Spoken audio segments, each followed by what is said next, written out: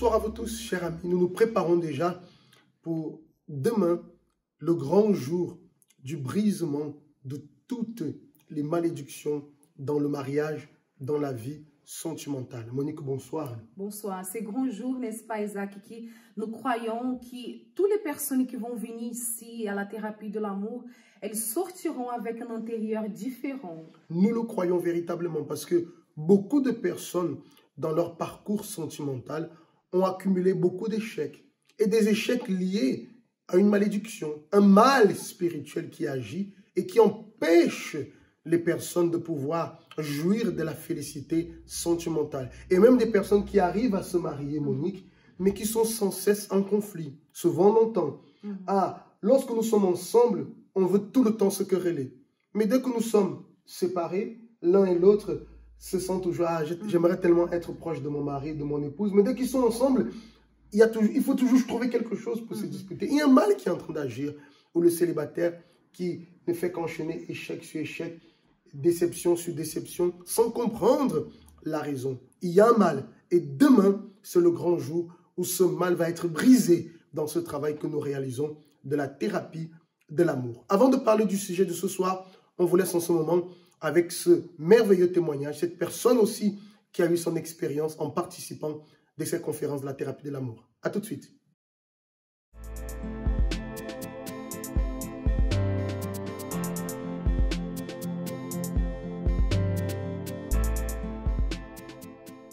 Alors en fait, la thérapie de l'amour, ça m'a surtout appris que oui, j'ai droit aussi à une vie sentimentale épanouie, dans le sens où dans sein de ma famille, il n'y a pas véritablement de vie sentimentale à proprement dite. Il y a pas mal d'échecs, beaucoup d'échecs au niveau de la vie sentimentale. Donc ça m'a appris non seulement que voilà, je peux avoir une vie sentimentale épanouie, mais également aussi, c'est aussi un moyen de prévention, dans le sens où ça m'apprend aussi les erreurs à ne pas faire, ne pas commettre dans une relation.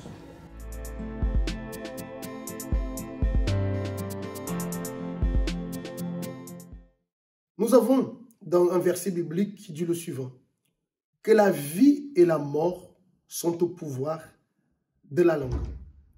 Ça veut dire que dans notre bouche, Monique, sur notre langue, une façon de parler, nous pouvons l'utiliser pour semer la vie, comme l'utiliser pour semer la mort. Et beaucoup de personnes, parfois, n'ont pas cette conscience, ou même si elles ont déjà entendu parler à ce sujet, mais elles ne prennent pas conscience de l'impact que cela peut avoir dans leur vie. On disait, Dieu pour créer toutes choses, il a utilisé la parole. Il a dit que la lumière soit, et la lumière fut, comme il est écrit. Il a tout déterminé par les paroles. La vie est venue par la parole. Et aujourd'hui, nous savons que dans notre bouche, nous avons le même pouvoir. Mais souvent dans les situations, les personnes ne savent pas comment utiliser la parole. Elles ne font pas attention à la parole. Au lieu d'utiliser une parole qui donne la vie, elles finissent par utiliser des paroles qui donnent la mort, malheureusement, au mariage. Oui, utiliser les paroles qui ne vont pas sortir du cœur, mais les paroles qui sortent plutôt de l'intelligence, de la tête. Et tu sais, Isaac, une des choses les plus importantes qu'on a déjà parlé plusieurs fois ici, dans le mariage, ce qui est le plus important, c'est le dialogue. Donc, quand on parle, c'est un des piliers. Voilà, c'est un des piliers du mariage. Donc, lorsqu'on parle, on doit savoir choisir ce qu'on va parler. Comme tu as bien dit, il y a des paroles qui peuvent venir pour malédiction, une autre pour bénédiction. On parlait tout à l'heure du propos qu'on va avoir des malédictions. Combien sont les personnes qui sont là à la thérapie de l'amour, qui nous écoutent là aujourd'hui et qui parfois là cette malédiction dans sa vie sentimentale à cause du pouvoir de la parole que quelqu'un a donnée. Exactement. Tu n'auras jamais personne. Elle a gardé cette parole. Et elle-même continue à confesser.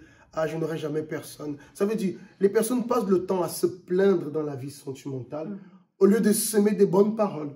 De se dire, aujourd'hui, et j'ai l'habitude de dire, vous êtes seul pour l'instant, vous êtes célibataire pour l'instant.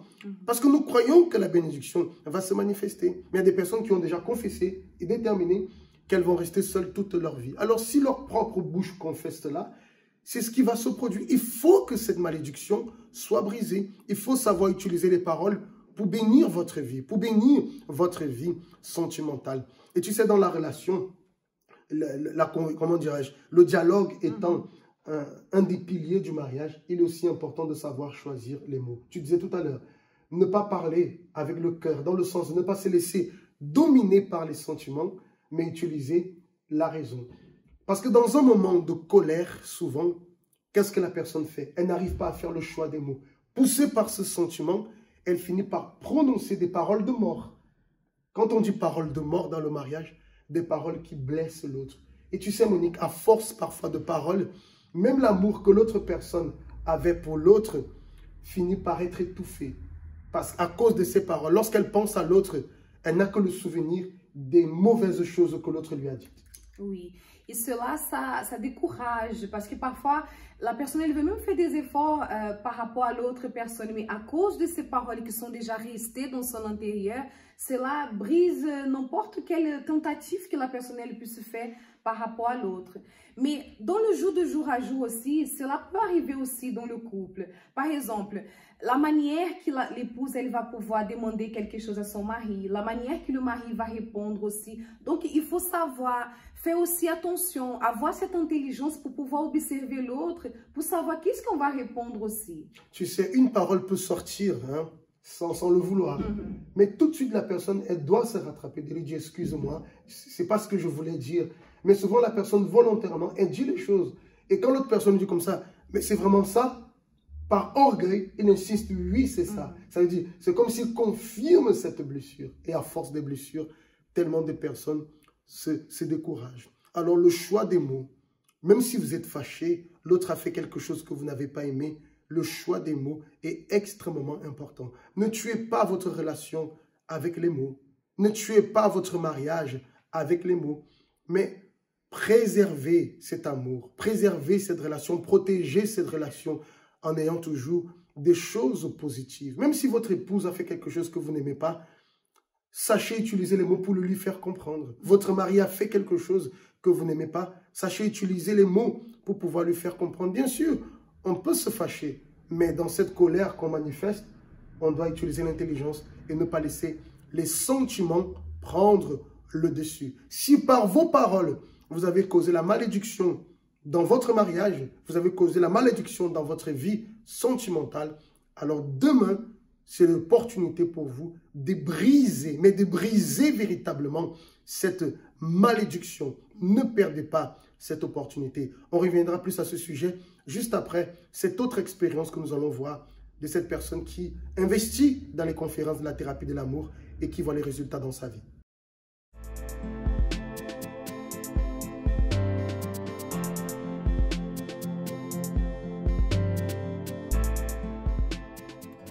J'étais un petit peu resté sur ma réserve dû à un divorce. J'ai été un peu détruit intérieurement. Manque de confiance en soi. Des petites choses qui font que le caractère a changé aussi. J'étais devenu plus dur. Je me suis endurci là-dessus. Et il a fallu beaucoup de travail. Beaucoup de travail ici à la thérapie. Donc je venais ici certes pour recevoir des enseignements, mais je gardais tout pour moi. Parce que j'avais une culpabilité aussi par rapport à ça. Et je voulais pas reconstruire. Je voulais me reconstruire moi, mais pas reconstruire ma vie sentimentale. Là, j'avais fait une croix dessus. Parce qu'il fallait retirer les résidus de cette situation, les situations du passé. Quand on disait ne pas se fier aux situations du passé, ça revenait dans ma tête. Donc, il a fallu du travail ici à la thérapie. À force de venir, c'est comme une goutte d'eau qui perce la roche. Hein. Donc, mon cœur, après, j'ai lâché prise, en fait. Et à travers l'eau aussi qu'on reçoit, la petite fiole d'eau. Donc, petit à petit, je sentais que mon caractère avait changé. Pourquoi? Parce que quand je revoyais la personne avec qui j'étais, je sais que mon caractère a complètement... Maintenant, bon... C'est autre chose. Ma vision a été reconstruite par rapport à la parole, en fait. Parce que j'avais construit mon mariage, ma vie de passé, sur ce que moi je connaissais. Mais maintenant, c'est sur la parole de Dieu. Même si on vient à l'église, des fois, on reste sur nos acquis, comme a dit le pasteur tout à l'heure. Donc maintenant, c'est sur la parole de Dieu, c'est sur les enseignements. c'est qu'il y a un travail à faire en tant que futur époux. Et aussi, quand on connaît une personne, par exemple. Donc maintenant, il y a des choses que je fais et qui m'apportent beaucoup de changements, en moi-même surtout, à l'intérieur. À l'intérieur, c'est autre chose. Des fois, on ne le voit pas sur l'apparence et je ne me fie pas à ça, justement. Mais à l'intérieur, je suis relax.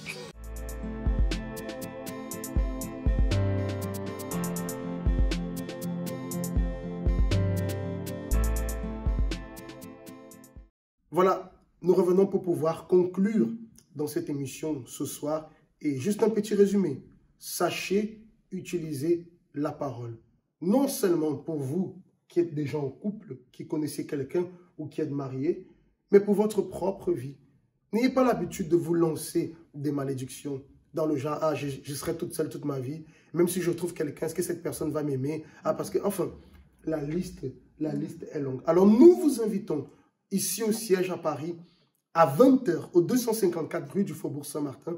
Nous serons là pour vous aider et nous allons agir la foi pour briser toute malédiction dans la vie sentimentale, dans le mariage. Vous aurez l'opportunité aussi là à Ivry-Couronne, à Nantes, à Lyon, à 19 h 30. Et ici à Paris, à 19 h, Monique et moi-même, nous serons déjà à disposition pour pouvoir vous recevoir. Vous avez besoin d'aide, besoin d'une orientation plus en particulier, n'hésitez pas à nous contacter par le numéro WhatsApp qui est affiché sous le bas de votre écran.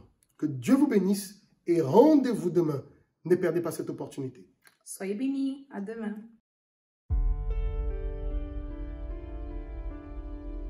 Comment expliquer que des personnes qui s'aiment s'agressent?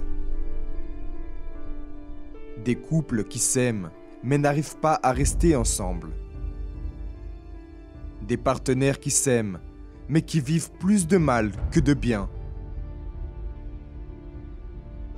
Ce que beaucoup ne savent pas est qu'il existe un esprit ennemi du mariage qui agit contre la relation. Mais contre le mal existe le bien.